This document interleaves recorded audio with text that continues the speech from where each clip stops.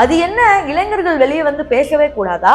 திமுகவை பத்தி விமர்சிச்சுட்டாவே இளைஞர்களுக்கு என்ன நடக்குமோ அப்படிங்கிற மாதிரி தான் நிலைமை இருக்கு. ஏன்னா நேத்து பிரபல டிவி வாசல் முன்னாடி பாஜக இளைஞர்களை ஈவு இறக்கு இல்லாமலே திமுக ரவுடிகள் அடிச்சிருக்காங்க.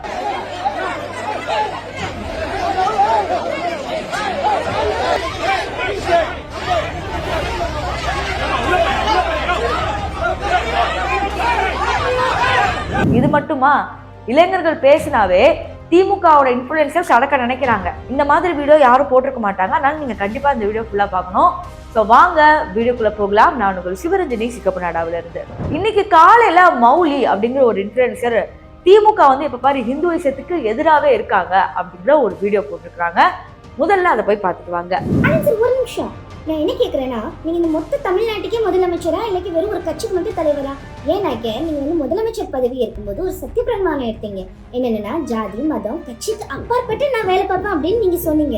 இப்போ என்னன்னாக்க ரோட்டுக்கு ரோடு சந்திக்கு சந்தி முக்குக்கு முக்கு சங்கி சங்கி சங்கி. யார் சார் இந்த சங்கி? நெத்தியில திலக வச்ச சங்கியா, இல்ல கோயில் திருவிழாக்கு போன சங்கியா, இல்ல உங்க அரசோட தப்புகளை தட்டிக்கிட்ட சங்கியா? இங்க கொடுக்குற பேரை வச்சுதான் எங்களை பிரிக்க நினைக்காதீங்க. பக்தன் வேற சங்கி வேற. இனிமேல் இந்த தில்லாலங்கடி வேலை எல்லாம் நடக்காது பாஸ். திருப்பரங்குன்றத்தை தீபா ஏற்றக்கூடாது தடை உத்தரவு வாங்க. நீங்க இந்துவோட காவல நின்று பச்சையா வேஷம் போடுறது அழகா தெரியுது. அந்த வேஷத்தை பத்தி கலைஞர் அசிங்கமா இருக்கு. உங்க திராவிட மாடல் என்ன வெறும் இந்துக்களை குறி வைக்கக்கூடிய மாடலோ? ஸோ இந்த வீடியோவை பார்க்கும்போது இவங்க பேசுறது கரெக்ட் தானே அப்படின்னு தோணும்.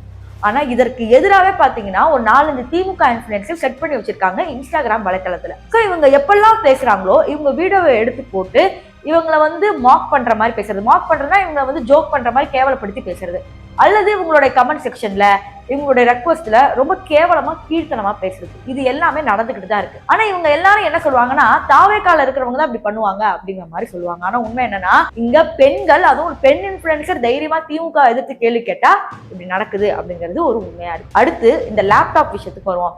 இந்த லேப்டாப் பொறுத்த வரைக்கும் பாத்தீங்கன்னா ஏன் 3rd years 4th yearsக்கு மட்டும் கொடுக்கணும்? ஏன் ஃபர்ஸ்ட் இயர் கொடுக்க வேண்டியதானே?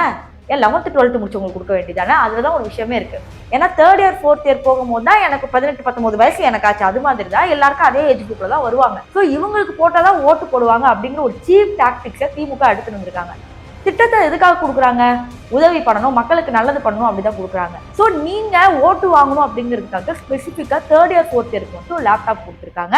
இப்ப இது ஒரு பக்கம் இருக்கட்டும். இப்ப கடைசியா வர வேண்டியது இந்த பிரபல டிவி பிரச்சனை. இந்த பிரபல டிவில இந்த விவாத மேடை அப்படிங்கிறது பயங்கர சூடு பிடிக்க நடக்கும். ஏன்னா ஒரு ஆபீஸ்ல எவ்வளவு பெரிய பிரச்சனை நடக்குது, அங்கெல்லாம் என்ன பண்ணிட்டு இருக்காங்க அப்படிங்கிறது கூட தெரியல. சோ பாஜகவோட இளைஞரணி தலைவர் அங்க போய் வந்து திமுக நடக்கிற தப்புகள் எல்லாம் பேசுறாரு. ஒரு பிரபலமான திமுக பிரமுகர் எதிரில் இருக்கார். நீ எப்படிடா என்ன பேசுவ அப்படின்னு சொல்லி அடிக்கிறாங்க. உடனே அவர் போன் பண்ணி ஒரு 4-5 ரவுடிங்களை இறக்குறாங்க. அந்த ரவுடிங்க எல்லாரும் பாஜக இளைஞர்களை போட்டு அடிக்கிறாங்க. அதன் பிறகு என்ன ஆகுது, காவல்துறைக்கு போன் பண்ணி இவங்க எல்லாம் அரெஸ்ட் பண்ணிட்டு போங்க அப்படின்னு தரதரன்னு இழுத்துட்டு போய் அரெஸ்ட் பண்றாங்க. தினத்தந்தி ஆபீஸ்ல பாஜக நிர்வாகிகளை எல்லாரையும் தாக்கிட்டு இருக்காங்க, லைட் ஆஃப் பண்ணி தாக்கிட்டு இருக்காங்க.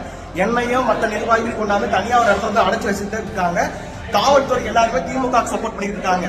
எச்சி சூர்யானோ உயிருக்கு ஆபத்தா இருக்கு, எங்களுக்கு உயிருக்கு ஆபத்தா இருக்கு. தினத்தந்தி ஆபீஸ்ல திமுக ரவுடிகள் வந்து எல்லாரையும் அடிச்சுக்கிட்டு இருக்காங்க. இங்க பாஜக சப்போர்ட்டே பேசல. இளைஞர்கள் ஏதோ ஒரு விதத்துல பாலிடிக்ஸ்ல வராங்க, அவங்க கிட்ட இருக்கிறத பேசுறாங்க.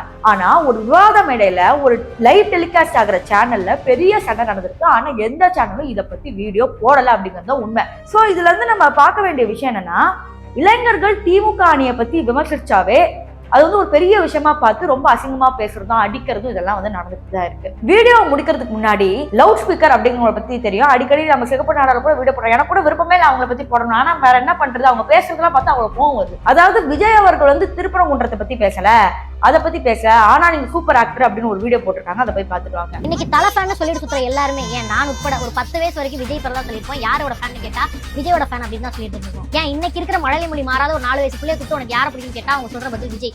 ஏன்னா கிட்ஸ் எல்லாருக்குமே தெரிஞ்ச ஒரே நடிகர் விஜய் மட்டும் தான். இது எல்லாத்துக்கும் மேல பொண்ணுங்களுக்கும் ரொம்ப பிடிச்ச நடிகர் விஜய் தான். ஏன்னா அவர் ஒரு பெஸ்ட் என்டர்டைனர். அதாவது நம்ம ஒரு ஹீரோ, அதனால காமெடி பண்ண வேண்டியதெல்லாம் நம்மளோட வேலை இல்லை அப்படின்னு ஒதுங்கிறாம ஃப்ரெண்ட்ஸ், ஜில்லா, பிகிலு, மெர்சல், ஏன் இப்போ இருந்த கோட்ல கூட நிறைய இடங்கள்ல அவர் பண்ண காமெடி சென்ஸ் ஒர்க் அவுட் ஆயிருக்கும். இது எல்லாத்துக்கும் மேல அவர் ஒரு எக்ஸ்ட்ராடினரியான டான்ஸர் சிங்கர் அப்படின்னு மட்டும் இல்லாம அவர் அழுகிற சீன்ல நம்மளுக்கே அழுக வந்துடும். எக்ஸாம்பிள் சிவகாசி படத்துல அம்மாவை பார்த்து அழுகிற சீன், துல்லாத மனமும் துள்ளும் படத்துல பாத்ரூம்ல போய் உட்காந்து அழுகிற சீன்லாம் நம்மளே கண்டிப்பா அழுகிறோம். ஒரு நடிகரா அவரோட நடிப்பு சூப்பர், ஆனா ஒரு அரசியல்வாதியா அவரோட செயல்பாடு சரியான்னு கேட்டா சரி கிடையாது. அவர் என்ன அரசியலுக்கே வரல, அதுக்குள்ள அவரை பத்தி இப்படி சொல்றீங்களா அப்படின்னு கேட்டா உசுப்பேத்திர வேண்டாம் உம்முன்னு கடுப்பேத்திர வேண்டாம் கம்முன்னு நார்மலா இருக்கிற மக்கள் இருக்கலாம், ஆனா ஒரு அரசியல் கட்சி தலைவர் இருக்கக்கூடாது. கிறிஸ்துமஸ்க்காக இங்க ஒரு விழா ஏற்பாடு பண்ணி நடத்துறாரு, ஆனா வடநாட்டு பக்கம் பிஜேபி ஆடுற மாநிலங்கள்ல கிறிஸ்துமஸ் கொண்டாடுறவங்களை அச்சுறுத்தல் பண்ற மாதிரி அதுக்கேற்ற மாதிரியான பொருட்களை அடிச்சு நொறுக்குறாங்க. அதுக்கு எதிராக எந்த ஒரு ஸ்டேட்மெண்ட்டும் கொடுக்கல. ரம்ஜான் பண்டிகைக்காக இஸ்லாமியர்களோட சேர்ந்து இஃப்தார் நோன்பு இருக்கிறாரு, ஆனா திருப்பரங்குன்றத்தில் நடந்த இஷ்யூ பத்தியோ அதுல வெளிவந்த தீர்ப்பு பத்தியோ எந்த ஒரு ஸ்டேட்மெண்ட்டும் கொடுக்கல. 100 நாள் வேலை திட்டத்துல காந்தியோட பேரை நீக்கி அந்த திட்டத்துல பல குளறுபடிகளை செஞ்ச பிஜேபி அரசு கண்டிச்சு எந்த ஒரு ஸ்டேட்மெண்ட்டும் கொடுக்கல. இது எல்லாத்தையும் தாண்டி இன்னைக்கு ரிலீஸ் ஆகிருந்த அவரோட படத்தை திரையிடுறதுக்கு தடை விதிச்ச ஒன்றிய அரசோட அமைச்சகத்தை எதிர்த்து கம்யூனிஸ்ட் கட்சி, காங்கிரஸ் கட்சி, ஏன்